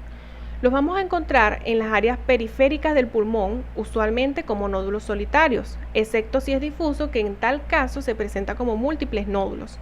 tienen un crecimiento muy lento y cavitan con menos frecuencia. A diferencia del carcinoma de células escamosas, que se presenta principalmente en los pacientes fumadores, lo vamos a encontrar en las áreas centrales del pulmón, ya que ellos emergen del epitelio del bronquio lobar o segmentario. Van a producir enfermedades obstructivas de los bronquios, tales como atelectasia y neumonía. Ellos son mucho más cavitantes que el adenocarcinoma y tienen un crecimiento muchísimo más rápido. El carcinoma de células grandes tiene un crecimiento extremadamente rápido. Con un diagnóstico de exclusión los vamos a encontrar en las áreas periféricas del pulmón y vamos a observar lesiones grandes. Por último, tenemos el carcinoma de células pequeñas, el cual se encuentra en las áreas centrales del pulmón. Vamos a observar masas mediastinales e iliares acompañadas de linfadenopatías. Estas son mucho más letales que el cáncer de células no pequeñas y las vamos a encontrar en el 15% de los casos. Aquí tenemos una tomografía de cáncer de células no pequeñas. La imagen a la izquierda es un cáncer de células escamosas en bronquio lobar inferior derecho, con neumonía obstructiva asociada. La imagen de la derecha es un adenocarcinoma en sus etapas iniciales y los vamos a observar como un nódulo de opacidad en vidrio esmerilado con un tamaño de 6 milímetros de diámetro. En la siguiente imagen tenemos un cáncer de células pequeñas que se va a encontrar en el bronquio central obstruyendo o invadiendo la vía aérea principal. La imagen de la derecha es un carcinoma de células grandes que aparece como un tumor mayor de 7 centímetros de diámetro en el lóbulo inferior izquierdo y sus contornos van a estar discretamente irregulares. Aquí tenemos una tomografía de metástasis múltiple, en donde observamos en una mujer de 48 años de edad un adenocarcinoma colorectal. Vamos a observar múltiples nódulos diseminados en todo el área pulmonar. La detección del estadio tumoral de un paciente con cáncer de pulmón se describe mediante una nomenclatura estandarizada conocida como sistema TNM, donde la T significa tumor, N ganglios linfáticos regionales y M metástasis. Lo primero que tenemos que hacer es observar si el paciente tiene o no metástasis. M0 no hay metástasis. M1 se va a subclasificar en 3 subtipos, M1A, M1B y M1C. El M1A son todas aquellas metástasis dentro del pulmón, es decir, que son intratorácicas. El M1B son todas aquellas metástasis que van a ser fuera del pulmón, es decir, extratorácicos, pero hay que recalcar que en esta van a ser una sola metástasis. En los M1C son todas aquellas metástasis igualmente fuera del pulmón, es decir, extratorácicas, pero hay que recalcar que en esta son más de una metástasis pulmonar. Luego tenemos las Ns, en donde N0 no hay ganglios positivos, N1 hay ganglios iliares o lobares ipsilaterales, N2 hay ganglios mediastínicos ipsilaterales o subcarinales, y en N3 hay ganglios contralaterales o extratorácicos. Por último, debemos observar en el paciente si el tumor es menor o igual a 3 centímetros y si afecta solamente al bronquio lobar segmentario, vamos a decir que se encuentra en la clasificación de los T1. Por el contrario, si es un tumor que mide de 3.1 a 4 centímetros, se van a encontrar en la subclasificación de los T2A. De 4.1 a 5 centímetros se van a encontrar en los T2B. Este tipo de tumores, los T2, se van a hallar principalmente en los bronquios principales y van a invadir estructuras como la pleura visceral. Luego tenemos en T3 un tumor que ha crecido más, que mide de 5.1 a 7 centímetros. Ellos de adentro hacia afuera van a invadir estructuras como la pleura parietal, la pared torácica, el pericardio parietal, el nervio frénico y los nódulos en el mismo lóbulo. Por último tenemos un T4 en donde vamos a observar un nódulo mucho más crecido, mucho más grande, de aproximadamente 7 centímetros de diámetro. Ellos se van a localizar fuera del pulmón, es decir, en la tráquea o en la carina, y van a invadir estructuras que se encuentran también fuera del pulmón, como las vísceras, el pericardio visceral y el nervio recurrente. Aquí tenemos una serie de imágenes que están señaladas como A, B y C. En la primera imagen vamos a observar un adenocarcinoma de 2 centímetros de diámetro en el lóbulo superior izquierdo. En la imagen B vamos a observar una adenopatía en hilio mediastínico ipsilateral y en mediastino contralateral. Y en la imagen C vamos a observar un derrame pleural y pericárdico. En esta serie de imágenes vamos a observar en la imagen A una lesión cavitada, que es otra forma de presentación del cáncer pulmonar. En la imagen B vamos a observar un nódulo pulmonar solitario. En la imagen C vamos a observar adenopatías iliares e intracarinales. Y en la imagen D vamos a observar metástasis en las glándulas suprarrenales de un probable carcinoma escamoso.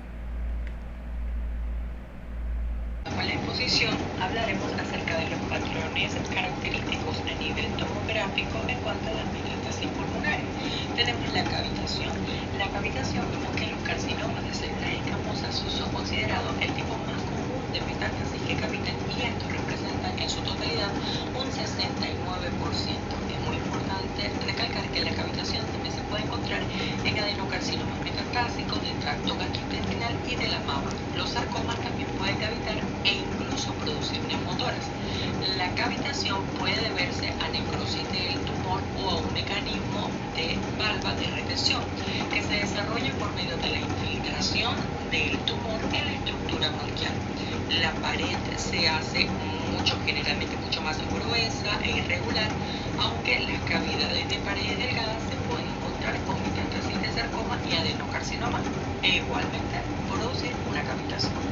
En este caso vemos a un paciente, un varón de 46 años con metástasis pulmonares y carcinoma de células escamosas de la lengua, donde podemos encontrar una cavitación, donde se observan múltiples masas cavitadas en el pulmón derecho con paredes engrosadas e irregulares y áreas de consolidación con un toncograma aéreo. En cuanto a la calcificación, vemos que hay varios mecanismos que son responsables de la calcificación. Por ejemplo, la formación de hueso en un osteosarcoma o un condrosarcoma, o la calcificación distrófica en un carcinoma papilar de la tiroides o un tumor de las células gigantes del hueso, un sarcoma sinovial o tumor metastásicos tratados. Las calcificaciones mucoides de un adenocarcinoma mucinoso del tracto gastrointestinal y de la mama, en la cual se puede observar también diversas calcificaciones. Acá en la imagen podemos ver metástasis con calcificación de mujer de 88 años de edad con metástasis pulmonar de adenocarcinoma de colon, donde vemos masas múltiples y calcificaciones difusas y de morfología irregular en su interior. También tenemos la metástasis pulmonar con hemorragia peritumoral, que tiene atenuación nodular rodeada por un halo de opacidad en vidrio esmerilado, conocido como el signo de halo, o difusos márgenes mal definidos. Sin embargo, el halo de opacidad del vidrio esmerilado no es un hallazgo específico y también se puede encontrar en múltiples enfermedades. La metástasis por adeno o por angiocarcinoma, coriocarcinomas y carcinomas de células renales y el melanoma son causas representativas de las metástasis hemorrágicas. La fragilidad del tejido neurovascular que conduce a la ruptura del vaso es la causa probable de hemorragia alrededor de la metástasis. Acá vemos el ejemplo de un paciente masculino de 76 años de edad con metástasis con hemorragia. Tiene un adenocarcinoma de páncreas, el cual se observa múltiples nódulos metastásicos con bordes desfigurados y opacidad en vidrio esmerilado periférico. También tenemos la consolidación, patrón de aire-espacio, que se debe al crecimiento de un tumor lipídico a lo largo de las paredes alveolares que están intactas, y se puede ver el adenocarcinoma metastásico del tracto gastrointestinal. También se puede ver en adenoma metastásico de ovario y de mama. La característica de la imagen incluye consolidación de broncograma aéreo y opacidades en vidrio esmerilado. Acá tenemos el ejemplo de un patrón de consolidación de espacio aéreo y patrón de árbol en brotes en una mujer de 70 años con metástasis de adenocarcinoma endometrioide de ovario. También encontramos el patrón biliar. Los nódulos biliares son opacidades nodulares numerosas y pequeñas de aproximadamente 1 4 milímetros de diámetro, del mismo tamaño, que se asemejan a las semillas de mijo. Por eso hablamos del patrón miliar. Las metástasis miliares se ven en los cánceres de tiroides, es decir, en cánceres medulares, en cánceres de riñón, de mama y de páncreas, así como también en melanoma maligno. Es muy importante destacar que los nódulos miliares se ven en una distribución aleatoria e implican las regiones subpleurales. Acá tenemos el ejemplo del patrón miliar de una femenina de 40 años de edad con metástasis de carcinoma papilar de tiroides, donde se observa a nivel de su tomografía múltiples nódulos de 1 a 4 milímetros de diámetro de distribución difusa en ambos pulmones. También encontramos el embólico tumoral, cuya presentación es poco común en las enfermedades metastásicas, donde el tumor solamente se elimina a nivel del árbol vascular, sin proliferación de la metástasis extravascular. Esta presentación se puede ver en metástasis de cánceres de hígado, de mama, renal, gástrico, cáncer de próstata, así como también en sarcomas y coriocarcinomas. Los émbolos tumorales suelen verse en las arterias pequeñas o medianas. Los hallazgos a nivel de la tomografía computarizada pueden ser émbolos tumorales que incluyen dilatación multifocal de los vórtices de las arterias periféricas subsegmentarias y las zonas de atenuación en forma de cuñas periféricas debido al infarto pulmonar. Acá tenemos el ejemplo de mujer de 49 años con metástasis pulmonar, en donde se observa adenocarcinoma endocervical con embólico tumoral. Es común encontrar los vasos dilatados dentro de nódulos o masas, que son vasos dilatados, tortuosos y estructuras tubulares que realzan dentro de los nódulos o masas metastásicos en la tomografía computarizada con contraste que sugieren una naturaleza hipervascular. Estos hallazgos se pueden observar en casos de una metástasis de sarcoma o de leiomiosarcoma. Acá tenemos el ejemplo de una femenina de 52 años de edad con metástasis de leiomiosarcoma, el cual tiene en su tomografía masas de realce heterogéneo con área de necrosis, que se pueden observar a nivel de lo que es las flechas blancas y vasos dilatados y tortuosos en su interior, como son a nivel de lo que es las puntas ruedas. Encontramos las metástasis pleurales, que son de diseminación hematógena a la pleura, pero en ocasiones pueden ser causa de diseminación linfática o por infiltración directa de la pared torácica, en abdomen o mediastino. Los tumores que se propagan a la pleura son los de pulmón, mama, páncreas y estómagos. Se ve un engrosamiento a nivel pleural, específicamente nodular, con placas en la superficie pleural con o sin derrame pleural asociado. También puede afectar las fisuras y el diafragma. Acá vemos el ejemplo de femenina de 62 años de edad con metástasis pleural de adenocarcinoma de pulmón, donde vemos un engrosamiento irregular y nodular de la pleura visceral con un marcado realce tras la administración de contraste y un derrame pleural ipsilateral. También tenemos las metástasis traqueales y endobronquiales, que pueden deberse a diseminación directa a nivel de los bronquios por aspiración, diseminación hematógena linfática o por infiltración del tejido adyacente, la lesión endobronquial, así como las consecuencias que pueden traer, que puede ser atelectasia lobar o colapso total del pulmón unilateral, se pueden identificar a nivel de la tomografía computarizada. Acá tenemos el ejemplo de un paciente masculino de 63 años de edad con metástasis endobronquial de adenocarcinoma del recto, en el cual se puede observar nódulos de borde bien definidos dependientes de pared de bronquio, principalmente izquierdo. También tenemos la apariencia atípica de metástasis después de quimioterapia y nuevas dianas terapéuticas moleculares. Las metástasis en respuesta a la quimioterapia pueden presentar patrones atípicos en estudios de tomografía computarizada. La quimioterapia puede inducir a cavitación, calcificación, diseminación de la vascularización, cambios en la atenuación, necrosis y hemorragia, aunque más raras en el desarrollo de cavidades de la pared delgada. es decir, algunas patologías pulmonares que se desarrollan en sitios donde los tumores son tratados o donde los tumores son tratados por medio de quimioterapias. Veamos el ejemplo de un hombre de 73 años de edad con adenocarcinoma metastásico de pulmón después de 8 meses de tratamiento con quimioterapia convencional. Y en la imagen B vemos que el paciente después de 8 meses de tratamiento con quimioterapia combinada, la mayor parte de las lesiones muestran la cavitación y algo de atenuación en vidrio desde